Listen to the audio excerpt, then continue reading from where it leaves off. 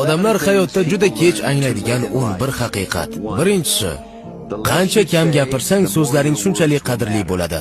Ikkinchisi, hamma narsani o'zingga olaverma. Odamlar sen o'ylaganchalik ko'p o'ylashmaydi. Uchinchisi, muammolarga e'tibor bersang muammolar ko'payadi. Imkoniyatlarga e'tibor bersang imkoniyatlar ko'payadi. To'rtinchisi, hozir qanchalik qiyin bo'lmasin, bir kun ortga qarab, aynan shu sinovlar hayotingni yaxshiroq tomonga o'zgartirganligini tushunasan. Beshinchisi, hayotingga kirgan har bir insonning sababi bor. Yo ular seni hayotingni o'zgartiradi yoki sen ularni hayotini. Oltinchisi, hech qachon yangi narsani sinab ko'rishdan qo'rqma.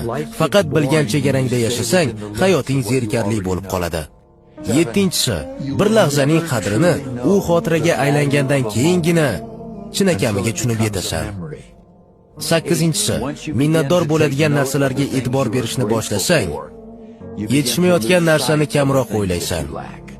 To'qqizinchisi, agar o'zingni boshqara olmasang, kelajagingni ham boshqara olmaysan.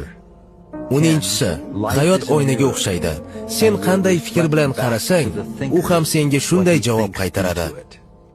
11-si, har tong yuzlashing kerak bo'lgan yagona inson bu o'zing. Yengilmas bo'l.